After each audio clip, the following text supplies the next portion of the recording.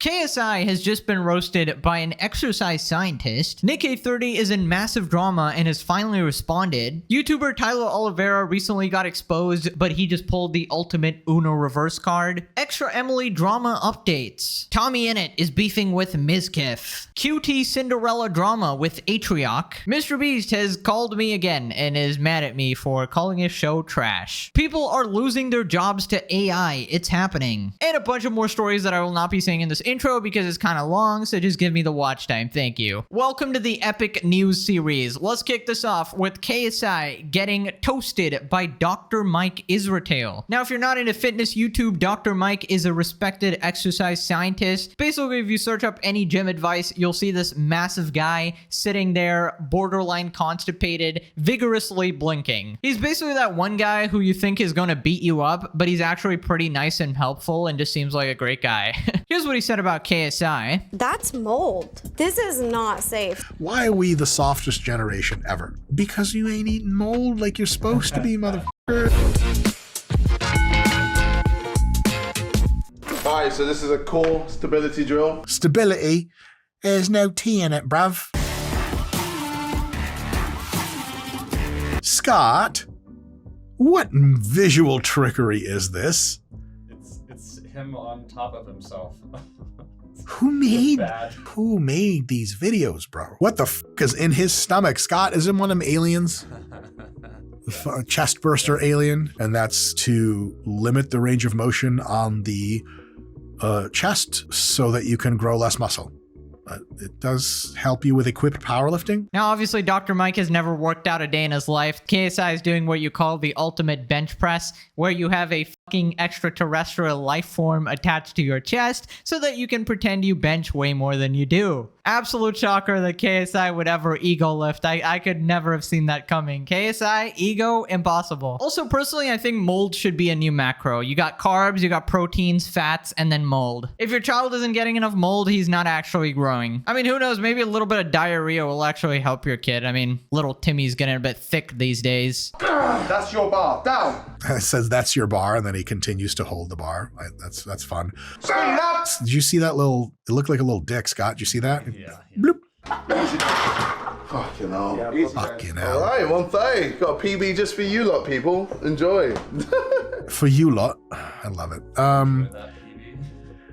Peanut butter is a fine food, Scott, though not my favorite. In America, we say PR, brother. Woo! Because it's personal to your odd lift as well as to how much weight you've lifted in that odd lift. I'm just gonna assume that KSI goes around everywhere telling everybody that's his PR. How much you bench, bro? 130 kgs. Easy peasy. Just one catch though. I need an alien life form suctioned to my heart. I just need a heart surgeon to attach a bouncy pacemaker to my chest. I just need what appears to be a modern day Mars rover snake robot inside my shirt. And for my spotter to handle half the weight. And for me to bounce off whatever the heck is under my shirt. Then Mike talks about Lunchly a bit. A little late to the party, I will say. He clearly hasn't been watching the 20-part series. YouTube stars are coming for your kid's lunch. YouTube stars are not coming for your kid's lunch. They're not going to take your kid's lunch away from them. You're a lazy asshole, so you're going to buy your kid junk food because you don't give a fuck. And when it's cheap and when your dumb, over-entertained ass sees a YouTube celebrity's face on the shit, you're going to buy it. You're coming for your kid's lunch, not YouTubers. Scott, can I break this keyboard and be given another one? Yeah, do it. That's perfectly fair, to be honest. While I don't like KSI, Logan, and Beast releasing these trash products, at the end of the day, it is the parents' job to monitor what their kids are eating. There's no way 10-year-old Timmy is consuming these products consistently without mommy or daddy buying it for them. So let's not put the blame entirely to the companies. Of course, they do play a part, right? Nutella's probably contributed significantly to the obesity rate in the world, but also the parents need to take responsibility. Everybody knows McDonald's and KFC and shit sucks and they're scummy mother flippers, but the parents who also buy their kids who don't know any better, like chicken nuggets every single day, resulting in them becoming pre-weight loss Nikocado avocado, they're obviously more to blame, right? And only 10 milligrams of sodium. But they're not in the proper proportions that your body needs because it loses them through sweat. Also, any claim that this food is especially healthy and super nutritious for children is probably wrong. I saw a picture circulating about mold, but I didn't know if it was fake or, you know, I just had heard about it, but this is real, you guys. And there's mold.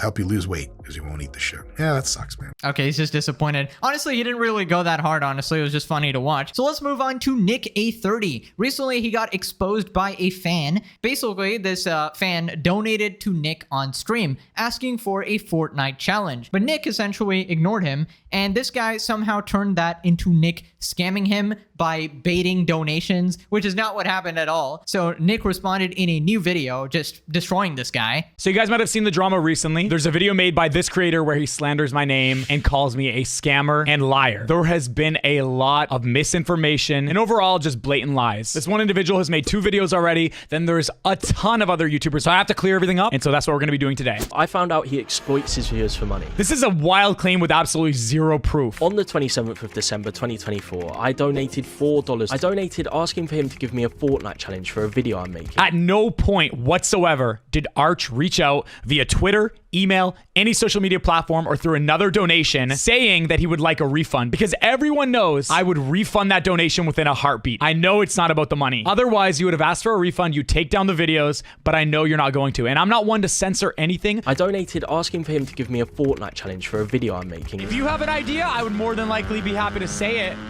I don't have any ideas off the top of my head. If I had ideas, I'd be recording it. This is just weird because, like, he could just say any challenge. I've streamed Fortnite for 7 years, and people have asked me for challenges every single stream. I'm out of ideas, bro. And I could sound like a broken record and say one chest challenge, one chest challenge, one chest challenge.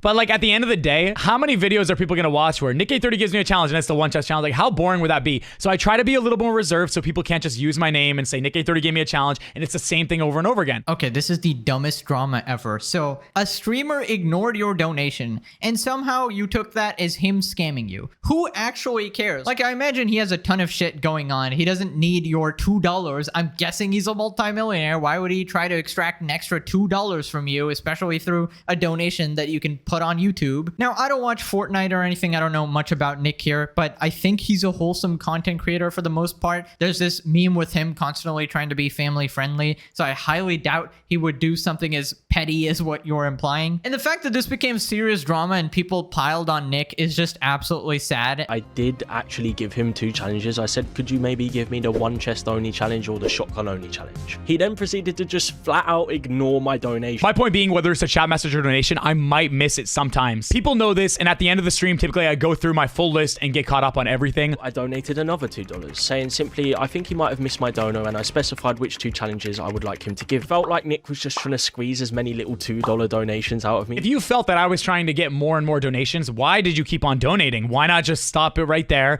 move on to another streamer, ask for a refund, and then be done with it? And as you see now, with 2 videos on your channel, you clearly were looking for drama and you were looking to profit off my name. And if you think I'd be willing to risk my career and risk my name and brand over I'm just going to be generous here and say a $15 donation in total, I mean, come on, bro. Yeah, if I think about this logically, there is zero reason Nick A30 would have malicious intent here. I think this guy was definitely just out for clout. And, you know, he did get a ton of views from talking about this drama, which you're allowed to do if it's legitimate criticism and something you should actually be criticized for, and not just whatever the heck this was. This was clearly a salty fan who donated to his favorite streamer and then didn't get the response he wanted, so turned it into this whole thing. Or maybe was fishing specifically for that, so that he could turn it into a video, right? So I don't know, I just think it's ridiculous. If you hate Nick for this, you might as well hate every streamer, because they're not just gonna bend to your every whim. Just because you donated money to somebody doesn't mean you get to control them like a puppet, you know? I've just refunded all of Arch's donations. Respect to Nick for making a respectful and positive response. I think we all owe him an apology. Legend. Moving on to some actual serious drama involving Tyler Oliveira. Now, Tyler is a massive YouTuber who does very controversial videos. He claims to try to show the reality of situations that mainstream news won't actually show you, like the drug problem in many places. Now, recently, a YouTuber named Vince Vintage released a video titled "Exposing Tyler Oliveira, YouTube's Biggest Liar." And basically, he said that Tyler is crafting a false narrative by manipulating evidence, and also implies that he's a malicious actor and he's racist. Now, as usual, the internet flip-flops like a flippin' Magikarp from Pokemon, so when Vince released this video, it was actually very well received. In fact, everybody just hated Tyler based on what Vince said. Now, that's until Tyler responded with his own video. I investigated Tyler Oliva exposing all the lies, and he pretty much debunked most of what this guy said, doing the ultimate Uno reverse card, which once again shows that it is very hard to trust anything that an influencer says these days. And honestly, I don't blame people for being manipulated because they don't actually have the time to research all this stuff. They have actual jobs, actual stuff to do. Meanwhile, it's the YouTuber's responsibility to convey the information properly, right? So here's a couple points from Tyler's video. In this video, I'll be debunking Vince's outright lies and false claims. For simplicity, I'll be using Vince's own tweet of points he asked me to address as a roadmap for this video. Let's get into it. Why did Tyler hide the fact that he shopped at a KKK memorabilia store that sells bleep and passed it off as an antique store? In this video, I walked into the store, bought some automatic assault rocks, this license plate, and a copy of the city ordinance because the entire premise of the video was the city where everyone must legally own a gun. This is a Civil War antique store that sells all sorts of artifacts and memorabilia from the Civil War time period. This is one of the silliest points ever, but Vince provides it in his attempt to paint me as a racist. Vince knows there are many objects for sale in the store just by looking at the footage in my video, but he creates a chapter titled KKK in his video, implying I went in there to go on some sort of racist shopping spree when I bought literal rocks. It's literally an antique store with a Civil War theming in the deep south of Georgia. I bought rocks, a piece of paper, and a plate with guns on it. It's almost like saying if you pay admission to go to a Civil War museum, you're somehow supporting slavery. It doesn't even make sense, and Vince knows this, but he preys on an audience that already hates me to create this narrative that I am a racist. Now, Tyler's videos are definitely controversial, and a lot of people who are super into politics or very passionate about certain topics will hate him automatically, right? He does a lot of things that people might find questionable, like interviewing homeless people or drug addicts and putting them on camera. Some call it real journalism, and some will call it exploitation, depending on how you see it. Now, he does admit that he has gotten some stuff wrong with using the wrong footage at times, and he needs to do better there. But the problem is the amount of lies that Vince actually said, and believing lies involving anyone should never be a thing, even if you hate them, right? You should only hate people for the things they actually did, otherwise you would obviously be a little bit delusional. Now, there was one point that Vince made that lowered his credibility a lot and made people just toast him, essentially. He basically said that Tyler will try to bait people into breaking into his car to show that crime happens in an area. But the fact was, that place was already known for a bunch of crime, and obviously, just because something expensive is visible in your car window doesn't mean someone deserved to get their car broken into. That's obviously a very slippery slope and bad logic. Why did Tyler use a PS5 as bait to get someone to break into his car? 1, that's a TV, not a PS5. 2, to see if someone would break in and take it. We ran a little Mark Rober-esque sting operation with the TV and controller in the car. Fun fact, because I hate thieves, we emptied the boxes and put towels in them. But to be fair to Vince, his real point is that car break-ins and auto theft is so rare in the city of Oakland that we had to perform a little sting operation to show that cars do get broken into. Because frankly, when Tyler goes to these places, it's not as bad as he always wants it to be. So by Tyler showing all these news clips, it could seem way worse than what it really is. Crime statistics state that in 2023, Oakland reached the highest number of car thefts in more than a decade, with a 44% increase since 2022. The reason the gas station attendant said that on the loudspeaker was because they saw him leave his car there with the PS5 on the dash. This speaker is actually programmed to say this on loop because, guess what?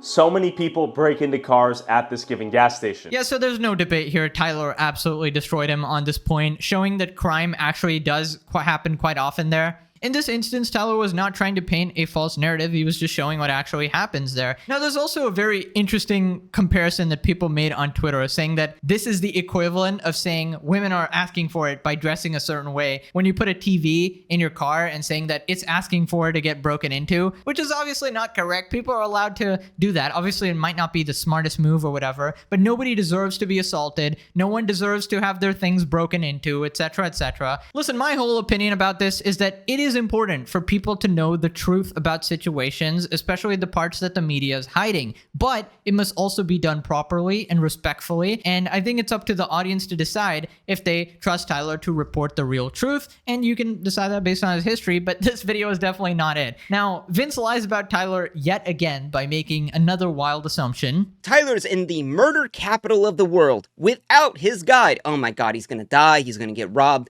Seems pretty bad. But let's watch this interaction from a different angle. Is this where you make the juice? Yes. Thank you, thank you. Oh, so this is what we just tried. Oh, okay. That's Tyler's cameraman. That's clearly the same thing going on. Where's this camera angle from? Oh, it's almost like his guide was right there and took this footage, but Tyler had to sell it off is that his guide was nowhere to be seen and that Tyler was going to get murdered. But in reality, my guide was not there, and here's 28 minutes of behind-the-scenes footage that show him and I separated.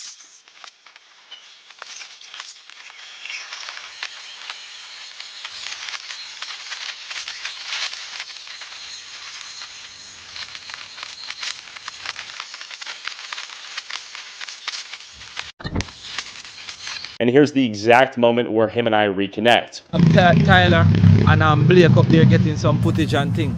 As for me, it's a little bit early in the morning, I'm hungry. And here's my guide's POV in that same 2-hour-long vlog that Vince points to in his video, stating that we were together the entire time. Yet look, where am I? We aren't together.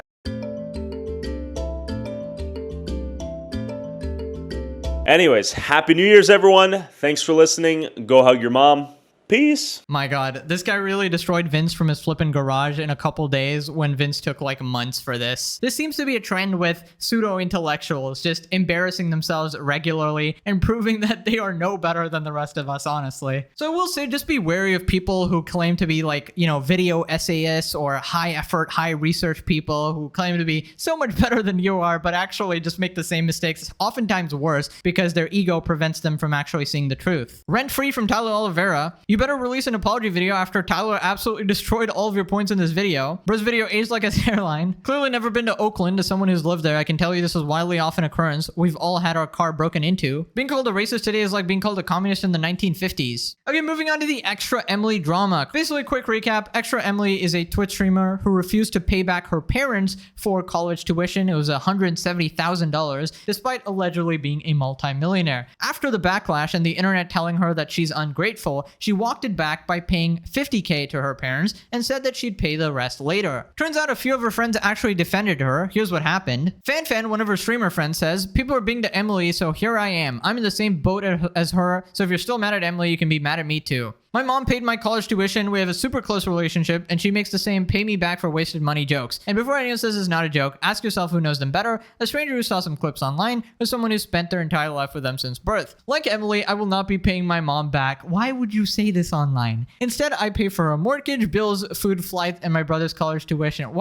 Then why not just pay them? What? Similarly, Emily prefers helping her parents out the same way or treating them to vacations, which she just did, instead of giving them a big sum of money. Well, unless your parents are mentally disabled and can't think for themselves as functioning adults, how about you just do what they want you to do? If they wanted the money, then give them the money. If they want a vacation, give them a vacation. Like, why are you deciding for them? It's just weird. She shouldn't have to publicly offer up this information to defend herself. Neither should you have, because you're getting toasted. She was clearly just making a lighthearted comment that's technically true and fits her on-stream persona. That was not a persona. I don't know how the convo went on for so long. I'd be lucky if my future daughter takes care of me the way Emily does. By refusing to pay money? What? Some of you need to worry about yourselves and your own parents first. Then after the backlash, she says, I have a whole new perception of society and stupidity. I'm at a loss of words of how deeply challenged so many people are at comprehending simple phrases. My whole worldview is shattered and I've been truly traumatized forever. What are you on about?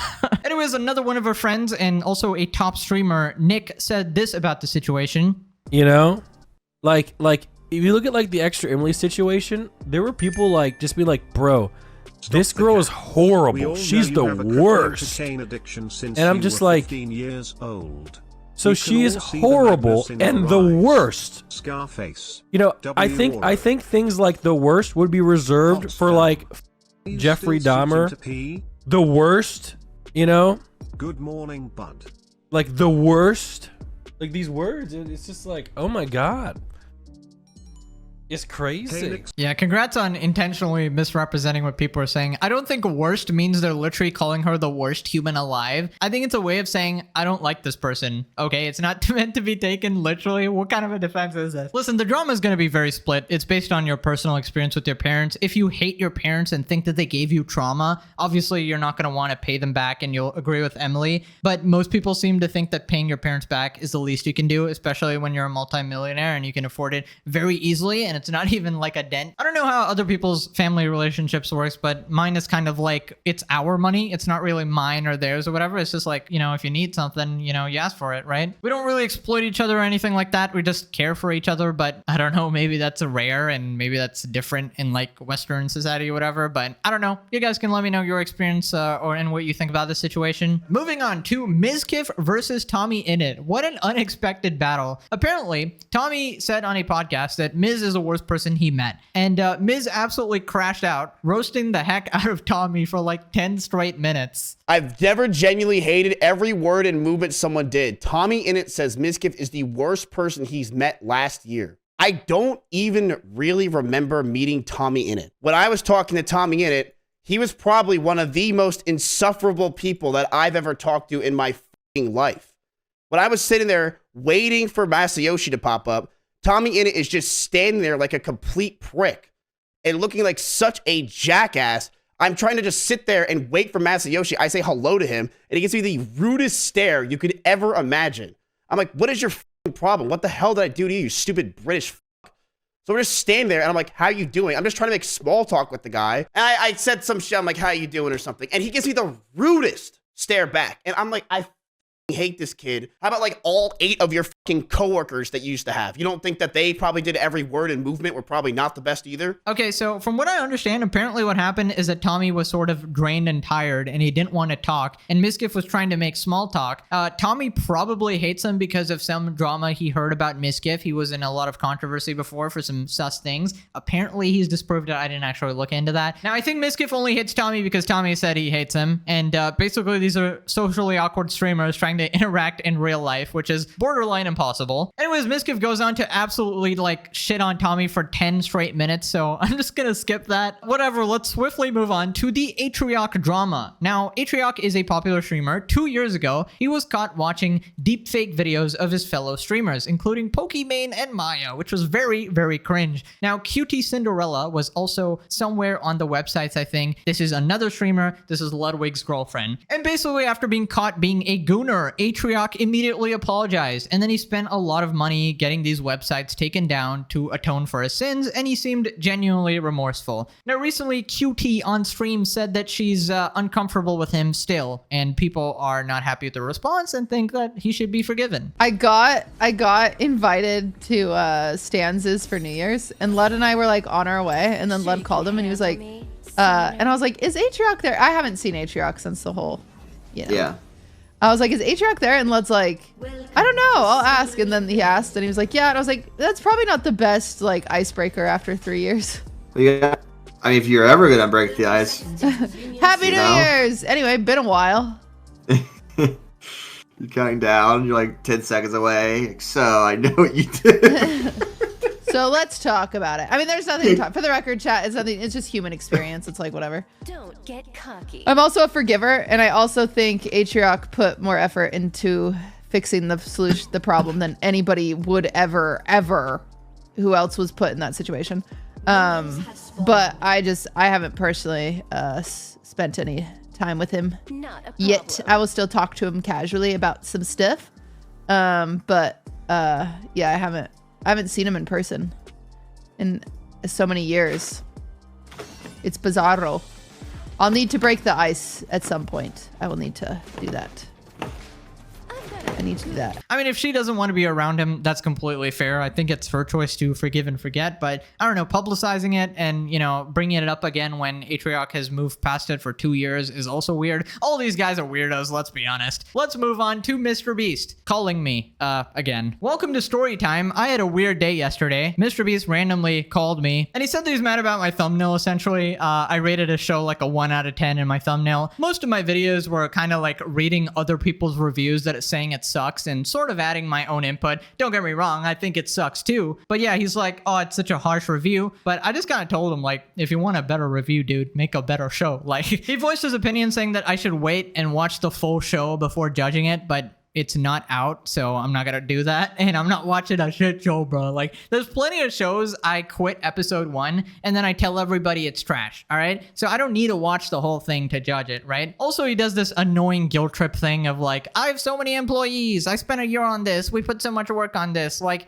is it my fault your show is ass, man? Like, I don't know what you want. I'm allowed to give my opinion. He said, yeah, you're allowed to give your opinion. But I don't know, the call was weird. Like, if I rate Breaking Bad 1 out of 10, am I getting a call from the creator? Is the star of the show gonna call me? Like, am I gonna get a call from Heisenberg, wake up in a ditch or something? I don't know. It's weird. I feel like you should just take the criticism and move on like a normal person. I did say I would give it another chance. And, you know, if it was actually a good show, I'd mention it in a video. But, you know, we'll see. We'll see. Anyways, moving on to AI taking people's jobs. A video went viral recently about this guy losing his freelancing job to AI. Here's what he said about it. I do freelance writing. There's this one company that I've worked with for a few years now, and basically I would write blog articles for them. And how else can I say it? Recently, I lost this job to AI. I didn't actually get fired. It's not like they came to me and said, yo, we're replacing you with AI. Just put the fries in the bag, little bro. Because you don't really get fired from a freelance gig. It's more so a matter of whether or not they need you and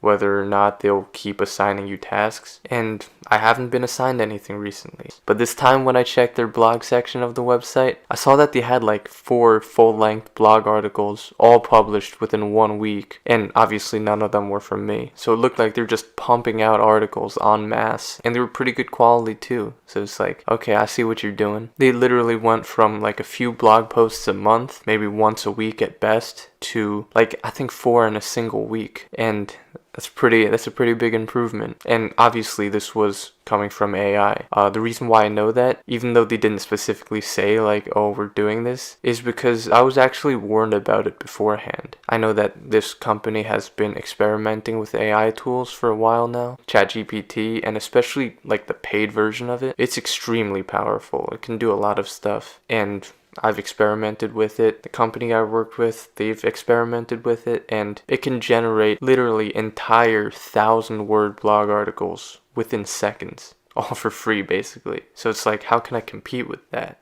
Honestly, I don't blame them for using AI instead of having to pay me a decent amount of money. Like, if I were running a company, I'd probably also do the same if I wanted to maximize my profits. The only way to make sure that you won't be replaced in whatever you do is to make yourself irreplaceable. For example, a job I would say that's irreplaceable is like being an athlete or something, or even some other forms of like manual labor, because we don't literally have robots or anything yet. But also another form of job, or whatever you want to call it, that won't be replaced by AI is authentic content creation, like YouTube. Yeah, I wish that was true, but I think AI can literally replace anything. You gotta understand that it's millions of times smarter than us, so people who say that it can't replace creative work are not thinking straight, because that's like a cockroach saying, no way humans could ever replace me, I'm a cockroach, I carry heavy dirt. Buddy, we are not the same, AI beats us every time, which is really scary, honestly. But also, I'm an optimist, and I think humans are smart enough at this point to anticipate the problems and hopefully put in some safeguards before it gets out of control. In any case, it sucks to see people lose their jobs, but he did say that he would do the same because that's what's profitable, and he understands the perspective of the companies as well. But also, if you can employ a human, probably try to do that. I don't know, but also you probably want to maximize profit, capitalism and all that, so I don't know. Anyways, if I had any advice, just be adaptable and be ready to uproot your entire life and change careers very quickly, because your job might become obsolete and you might need to change something that's more future compatible, right? Moving on to some additional stories rapid fire. PewDiePie continues to release wholesome vlogs. If you're in for wholesome family content, check out his videos. So I always bring Bjorn because then it makes it easier. Because everyone is so nice to Bjorn. That's so cute.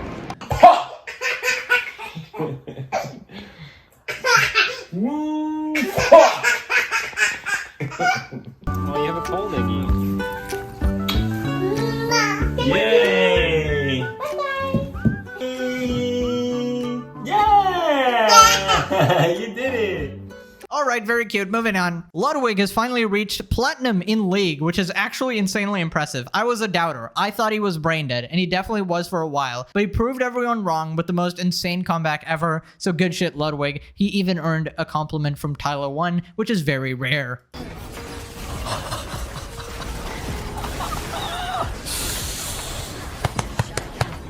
Let's go, dude. Let's go, man. Dude, yes! We did it! Oh my God. Easy! It's actually impressive what he did. Actually, well played, Ludwig. You did good. Congrats, but now he might have developed a lifelong addiction. Hopefully he quit League right after this. If not, goodbye, Ludwig. Also, apparently TikTok is still getting banned for real this time. Definitely shortly. It's only been 5 years. We'll just see what happens. I'm not trusting any of this news again. Anyways, comment below what you thought about the news this week. Thank you for the support on this series. Now I can finally talk about random shit. Click this video for more content. Have an awesome day ahead. Bye-bye.